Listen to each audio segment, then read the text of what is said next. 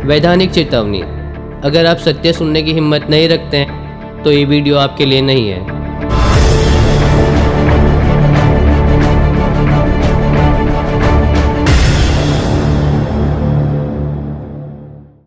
मैं किसी मज़ या मजहब के खिलाफ नहीं हूँ, लेकिन जो राष्ट्र के खिलाफ बोलता है मैं उसके खिलाफ हूँ, चाहे वो कोई भी हो, किसी भी पद पे हो, सरकारी ऑफिसर हो या कोई नेता हो या कोई आम आदमी हो। कभी आपने सोचा है कि हमारे 70 साल में, इस 70 साल के अंदर हमारे देश की हालत क्या है और हम हिंदू क्यों मारे जा रहे हैं? ये हमारी जो सरकारें हैं जिन्होंने हमें इस तरीके से दबा के रखा है, इस तरीके से दबा के रखा है कि हर जगह पे माइनॉरिटी को फर्स्ट प्रायोरिटी दी जाती है और आपको और हमको कहीं ना कहीं मारा जाता है।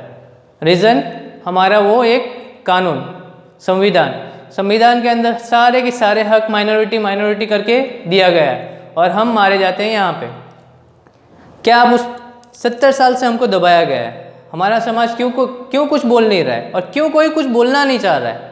कभी आपने ये सोचा है? और कब तक आप दबोगे इन लोगों से? कब तक दब के रहोगे? माइनॉरिटी किसको बोलते हैं? माइनॉरिटी 1.5 से 2% जो लोग होते हैं उसको माइनॉरिटी कहा जाता है। माइनॉरिटी का मतलब ये होता है जो आबादी पूरे हमारे देश के अंदर कम से कम ऑफिशियल आंकड़ा 30 करोड़ के आसपास का है, लेकिन वो देखने जाए तो 40 करोड़ के आसपास पहुंच चुका है, 40 करोड़ के आसपास पहुंच चुका है। लेकिन आज हम फिर भी माइनॉरिटी करके उनको सारे की सारी फैसिलिटी दी जाती है, हमारी गवर्नमेंट देती है। हर राज्य में स्टेट वाइज अलग अलग तरीके से उनको फंडिंग दिया जाता है और इस फंडिंग का यूज़ क्या होता है? सिर्फ और सिर्फ आतंकवाद के खिलाफ।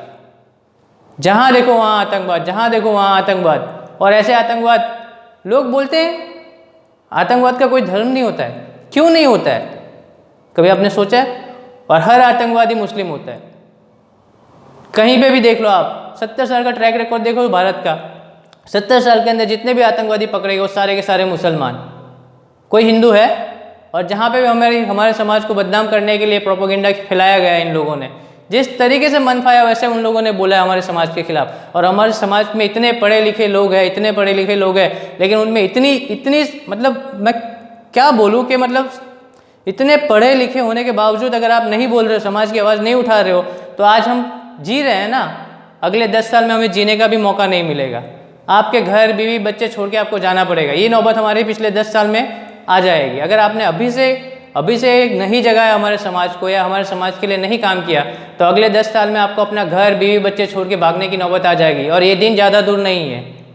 और इसके लिए आपको कहीं ना कहीं अपने बच्चों को, अपने समाज को हर तरीके से जगाना पड़ेगा, चाहे वो कोई भी हो।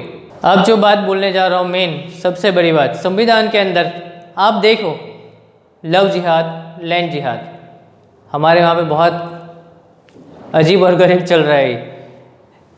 पिछले 40 दिनों के अंदर हमारे हिंदू भाई करीबन 12 से 13 मारे गए अलग अलग। और ये सारे के सारे फंडा क्या होते हैं? सारे के सारे हिंदू ही क्यों मर रहे हैं? कभी आपने सोचा है उसमें कोई मुस्लिम मरा हो? और गलती से बाई चांस कोई मुस्लिम मर जाता है या किसी भीड़ की वजह से मारा जाता है तो माइनॉरिटी वाले दौड़ के आ जाते हैं। माइनॉरिटी का मतलब क्या हो रहा है? जिस आबादी का 2% हो, 1.5 से 2% हो, उसको माइनॉरिटी में डाला जाता है। और पूरी दुनिया में 57 इस्लामिक कंट्री है, 57 इस्लामिक कंट्री, 57 इस्लामिक कंट्री है। 57 इस्लामिक कंट्री होने के बावजूद सबसे ज़्यादा मुस्लिम भारत के अंदर है और सबसे ज़्यादा सेफ है। क्यों? क्योंकि हम सेक्युलर है। हमारे नेता लोग, हमें दबाए जाते हैं, हमें मारा जाता है, लेकिन फिर भी हम कभी कुछ बोलते नहीं है। हमारा समाज एक नहीं है।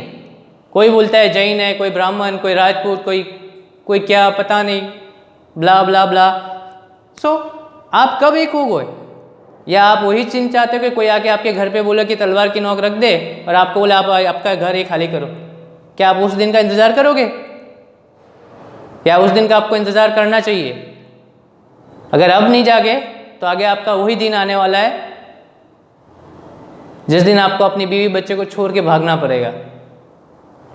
आप जानते हो आप दौलत शौहरत बहुत कमा ली है, बहुत पैसा कमा लिया, लेकिन वो पैसा कब काम आएगा? जब राष्ट्र रहेगा, देश बचेगा। अगर देश ही नहीं बचेगा तो आपको वो पैसा किस काम का आएगा? वो पैसा आपके किसी काम का नहीं आएगा। आपने बहुत बड़ी कोठी बना ली, बहुत बड़ी हवेली बना ली, बहुत सारी गाड़ियाँ खरीद ली, लेकिन राष्ट्र के खिलाफ बैठे हुए हमारे सिस्टम के अंदर दोगले इंसान, वो पॉलिटिकल लीडर्स जिसे हम चुनते हैं, आपने उस पॉलिटिकल लीडर्स को क्यों चुना है? कभी किसी पॉलिटिकल लीडर्स के मुंह से ये शब्द आपने सुना है कि वो राष्ट्रवाद की बात करता हो या देश हित की बात करता हो? कभी नहीं सुना। बाई चांस कोई 5 से 10% ऐसे लीडर हैं जिन्होंने बोला है, लेकिन उनकी आवाज़ कहाँ दबा दी जाती है जो पता ही नहीं होता है। लेकिन आज हमारे समाज में वो ताकत है कि हम जो चाहे वो कर सकते। अगर ये लोग 20 करोड़ या 30 करोड़ हो के अगर हमारे संविधान में इतना पावर दिखा रहे हैं लोग, तो हम 80 करोड़ है, अगर 80 करोड़ एक हो जाएंगे तो हम संविधान बदल सकते हैं। और जब तक हमारा संविधान नहीं बदला जाएगा तब तक हम हिंदू ऐसे ही मारे जाएंगे। आज मेरी बारी है, कल किसी और की होगी, परसों किसी और की होगी, और इसी तरह से हम मरते रहेंगे। इन जिहादियों के हाथों से इसी तरह से हम मरते रहेंगे। कभी कमलेश तिवारी, कभी किशन भाई, ऐसे कई नाम हैं, कई लोग हैं, लावण्या, और कुछ को तो मैं शायद नहीं जानता हूँ। लेकिन क्या ये सब आप देख रहे हो, देखने के बावजूद आप आंख बंद करके जल रहे हो? हाँ, मर रहा है ना, मरने दो। कभी आप ये सोच के देखो, आज किशन भरवार है, तिवारी जी है, लावण्या है, वो भी किसी की बेटी थी, वो भी किसी की बेटी थी ना। किशन भाई भी किसी का भाई था, किसी का हस्बैंड था, किसी छोटी बच्ची का बाप था। मारा इन जिहादियों ने। और ये सब कौन सिखा रहा है? इनके मौलाना। वहीं से ये सब सीख के निकलते हैं। और ये सब मौलाना, इनकी सैलरी कौन देता है? हमारी गवर्नमेंट। हमारी गवर्नमेंट के पास ये पैसा कहाँ से आता है? आपके टैक्स का पैसा है। सारा पैसा आपका, आपके पैसे से ही आपको मारने की पूरी व्यवस्था की गई है गवर्नमेंट में। क्या करोगे आप? माइनॉरिटी के खिलाफ आप कोई पिटीशन दायर नहीं कर सकते, कोई केस दायर नहीं कर सकते। कब तक मारोगे? और ये अंग्रेजों के ज़माने का हमारा संविधान, जिसमें सारे हक माइनॉरिटी को दिया गया है, माइनॉरिटी के सिवाय और इनको कुछ समझ में नहीं आता है। सबसे पहले इन मुस्लिमों का माइनॉरिटी का दर्जा खत्म होना चाहिए, हर हाल में ख़त्म होना चाहिए। और इसके लिए जब तक समाज एक संगठन नहीं होगा, समाज एक नहीं होगा, तब तक ये चीज़ पॉसिबल नहीं है। और एक मजबूत सरकार चाहिए जो हिंदुत्व की बात करे, सनातनियों की बात करे। जब तक ये चीज़ नहीं होगा तब तक हम ऐसे ही मारे जाएंगे।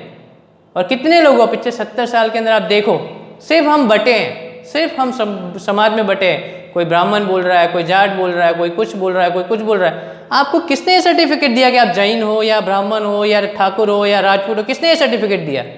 ये सर्टिफिकेट देने वाले आपके नेता हैं, सिर्फ पॉलिटिकल लीडर्स है। और इनके खिलाफ आपको बोलना पड़ेगा। आप कुछ भी हो, पहले आप एक सनातनी हो। आप जैन हो, ब्राह्मण हो या कुछ भी हो, कुछ भी, लेकिन उससे पहले, सबसे पहले आप एक सनातनी हो।